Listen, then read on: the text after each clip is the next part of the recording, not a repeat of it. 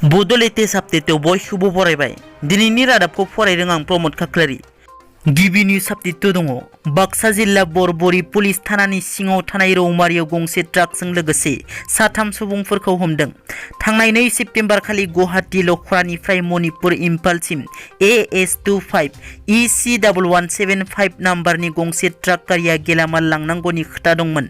नाथाय सोमोनांथावै गारिया गुवाहाटीनिफ्राय बाक्सायाव फैयो बाक्सा जिल्लानि बरबरी पुलिस थानानि सिङाव थानाय रौमारियाव दिनै ओनसोलनि थागिबि सुबुंफोरा ट्राक गारिखौ लाखियो आरो पुलिसनो खौरां हरो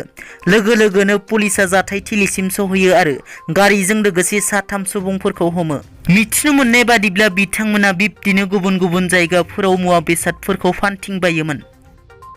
नैथियाव दङ मोनसे दुखुनांथाव रादाब सासे बारग' NDFBनि सोद्रोमाया रुंसारि जाबाय गोलाव बोसोर आलादा रायजो बड'लेण्डनि थाखाय गावखौ बावसोमबोनाय बब्रु बाहन ब्रह्मआ हरखाबै रुंसारि जायो उदै सानायजों हरखाबै रुंसारि जायो बिथांनि हरखाबै रुंसारि जानायाव ओनसोलनि गोबां गौथुम आफादफोरा गोथौ दुखु मोननाय फोरमायदों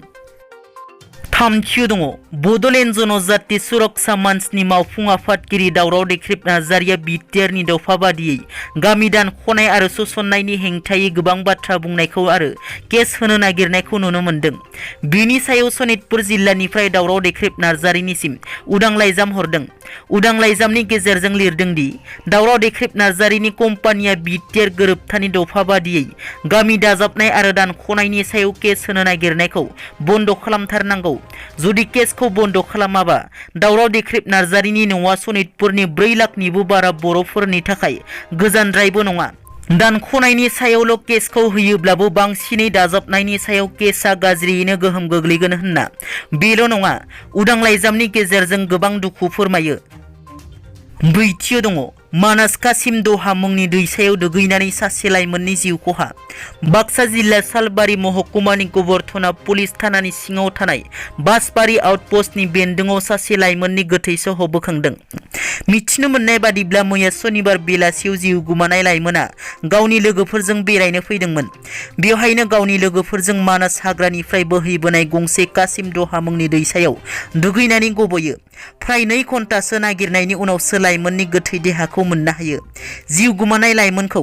बरपेटा रडनि थागिबि 27 बोसोर बैसोनि चिन्मय दास होननानै मिथिनो मोननाय जादों बाथियाव दङ BPF दोलोआ महाजोतनिफ्राय ओंखारबोनानै BJPआव हेफाजाब होनाय थांखि होनायनि उनाव गिबि खेबनि थाखाय खुगा खेवो बिटिआरनि गाहाय प्रमद बर'आ हाग्रामा महिलारिया बहा थाङो बहा थाङा बे बाथ्राखौ मिथिया होननानै बुङो गाहाय खुंगिरि प्रमद बर'आ हाग्रामा महिलारिया 27 बोसोर खुंथाय गोहोआव थानाय समाव ट्राइबेल बेल्ट आरो ब्लकनि बायजोनि थागिबिफोरनि बाथ्रा सानासै नाथाय बिथांमोननि हाखौ गावनि मुङाव माबोरै खालामनो हायो बे बाथ्राखौ बिथाङा सानगासिनो दं होननानै फिनजाथाय फोरमायो बिटिआरनि गाहाय प्रमद बर'आ BPF BJP लोगो जायोब्ला UPPLआ मा खालामगोन गोसो मेलेमजों हानजानि इसिङाव सावरायना थांखि लागोन होनना फोरमायो बिटिआरनि गाहाय प्रमद बर'आ दिनैनि रादाबा एसेनोसै नोंथांमोना जुदि आंनि चेनेलखौ दासिमबो साबस्क्राइब खालामाखै अन्नानै साबस्क्राइब खालाम गोजोन्थों।